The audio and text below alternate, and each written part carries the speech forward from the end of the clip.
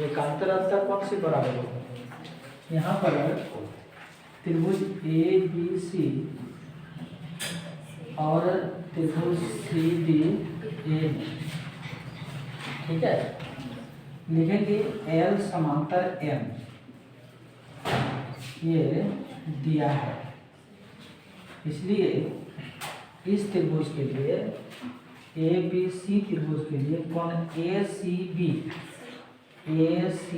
माने इस कोण का बात हम कर रहे हैं, ए सी बी यहाँ कर दिए तो हमको यहाँ पर सी ए डी वहाँ दे दो, सी ए डी यानी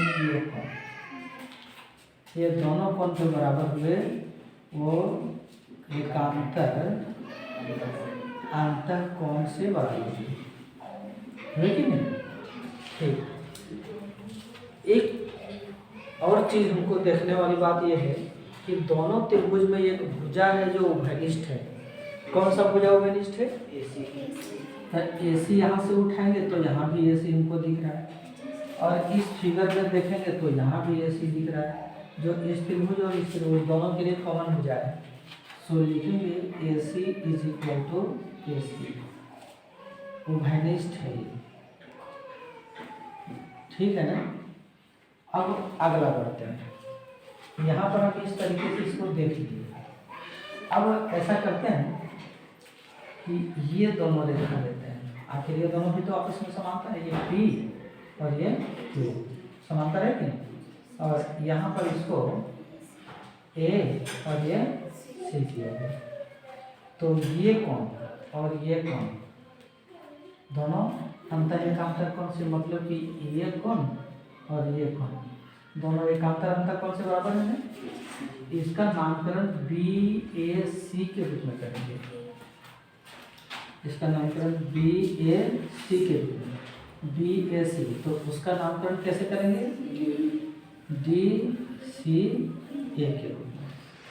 देखो DCA आ रहा है कि नहीं, तो ये भी लिखेंगे एकांतर अंतर कोण, एकांतर अंतर कोण से। अब क्या हो गया, ये दोनों और ये दोनों कोण है, मैंने ASA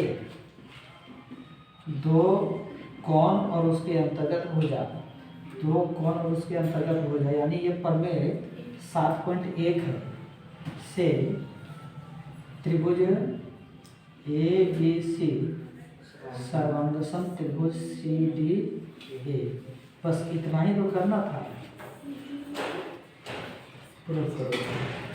क्लियर है ना?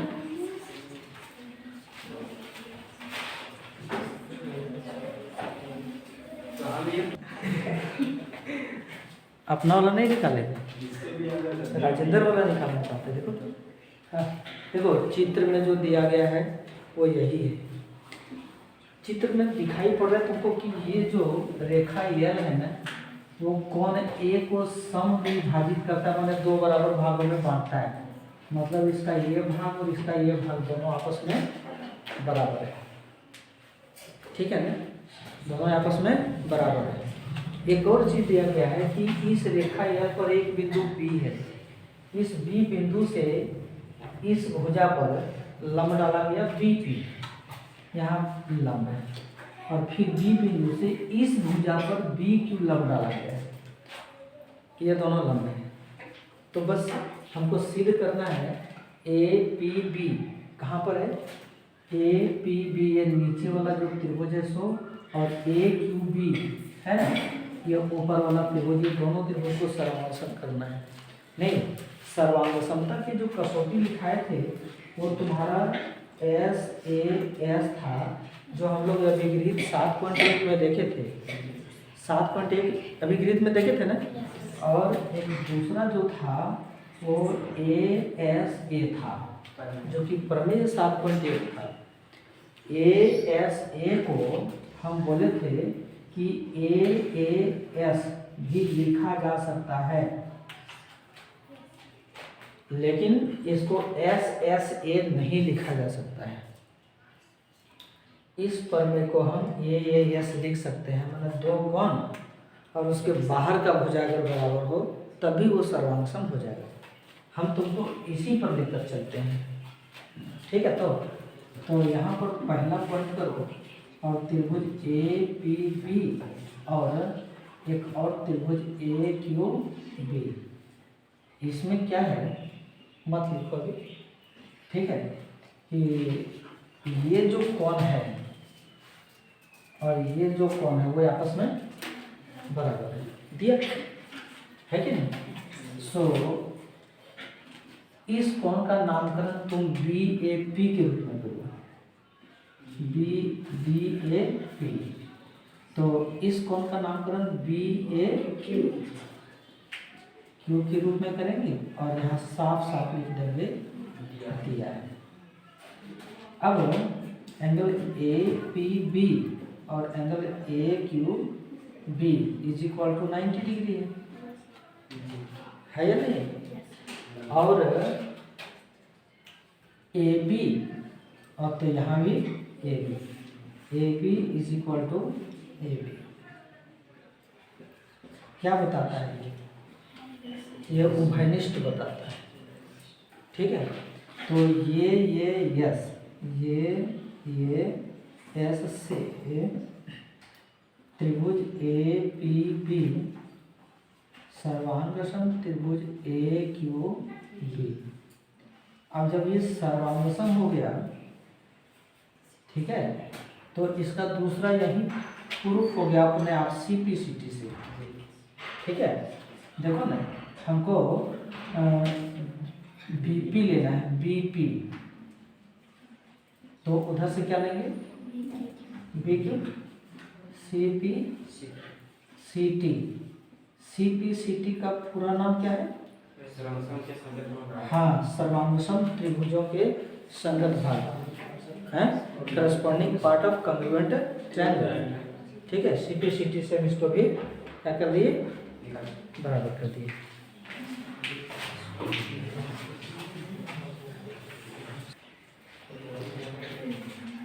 देखो इस फिगर में क्या कहता है, तुम लोग जरा फिगर देखो ना। ये जो डबल डॉट किया हुआ है इसका मतलब कि ये दोनों भुजा बराबर है। कौन कौन भुजा है कि ऐसी भुजा और एक यही भुजा। सिंगल डॉट वाला भी बराबर है आपस में, यानी ए बी और ए डी दोनों बराबर है। कौन के रूप में बोला गया है कि बी ए डी हम बुला देंगे तुम लोग को यहाँ पर, अगर नहीं देखोगे ठीक से तो ये कौन, और ई ए सी ये कौन, ये दोनों कौन आपस में बराबर है। इतना ही दिया है। आगे हमको सिद्ध क्या करने के लिए कहता है कि BC और DE बराबर, BC ये BC यहाँ से यहाँ तक है, BC और DE दोनों आपस में बराबर, हम बराबर करेंगे। लेकिन तुमको पहले बताना पड़ेगा कि ये जो BC भुजा है, BC भुजा को लेकर के एक त्रिभुज बना हुआ है। कौन त्रिभुज है, नामकरण जरा करके बताओ।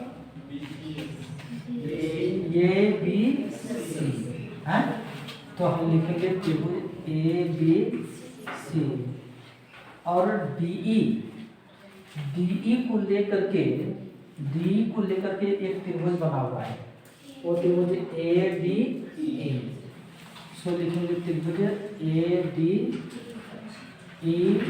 में इन दोनों त्रिभुज में है क्या, सो देखो यहीं से तुमको पता चल जाएगा कि इस त्रिभुज का BC भुजा AB भुजा है, इस त्रिभुज का AB भुजा और इस त्रिभुज का AD भुजा। सो यहाँ से मिला इस त्रिभुज का AB भुजा और उसका AD भुजा, ABC त्रिभुज का AB भुजा और ADE त्रिभुज का AD भुजा, दोनों आपस में बराबर दिया है। सो लिखेंगे कि AB is equal to AD है, ये कहाँ से दिया है, ठीक है।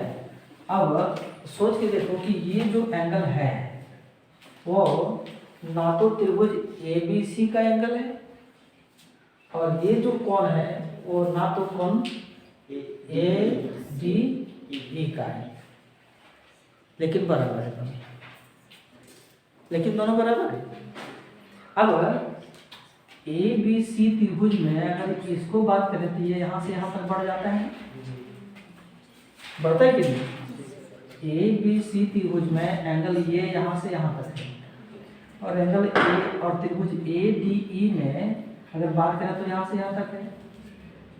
इसका मतलब कि ये जो एंगल है, ये छोटा वाला जो एंगल यहाँ बन रहा है, वो दोनों एंगल के साथ, इस एंगल के साथ भी जुड़ा हुआ है और इस एंगल के साथ भी जुड़ा हुआ है? और ये जो एंगल, मान लो ये दोनों कोण आपस में बराबर है, और इस क्षेत्र को एक बार ये ले लिया और एक बार वो ले लिया, तो दोनों भी आपस में बराबर हो जाएंगे, जोड़ देंगे तो हम यहाँ पर वही चीज करेंगे कि B A D is equal to E A C दिया है, दिया है। अब एंगल बी ए डी में हम इस एंगल को जोड़ रहे हैं, इसको हम करेंगे C A D plus angle C A D is equal to angle E A C में भी सी ए डी जोड़ रहे हैं, ये दोनों तरफ जोड़ दिए, इस त्रिभुज वाले एंगल के साथ भी जोड़ दिए हैं, उस त्रिभुज वाले एंगल के साथ भी जोड़ दिए। नहीं, जब इस त्रिभुज के साथ हम जोड़ेंगे तो ये कोण बी ए सी मिलेगा कि नहीं? ये पूरा यहाँ से यहाँ तक, हाँ, तो B A C is equal to, अब इसके साथ जब इसको जोड़ा गया ए डी, हाँ, तो नहीं, डी ए ई, हाँ, डी ए ई प्राप्त हो गया।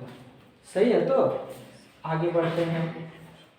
अब यहाँ पे देखो ए सी, तो यहाँ ए, इस त्रिभुज में ए सी भुजा, तो इस त्रिभुज में ये ई भुजा, यहाँ से देखो ए सी भुजा और ए ई भुजा बराबर दिया है, समझ में आ रहा है ना? ठीक, ये लिखो दिया है, तो एस ए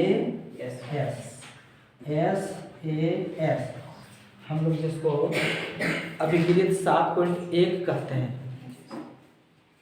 से त्रिभुज ये बी सी सर्वांगसम त्रिभुज ये बी ई, ये सर्वांगसम जब हो गया तो इसमें से ये बी सी करो, ये बी है, बी सी भुजा, तो इधर से डी भुजा, क्या होगा? सिंप्लिसिटी होगा, हैं? और दोनों आपस में क्या हो गए? बराबर। और इसी चीज को तो प्रूव करना था क्या?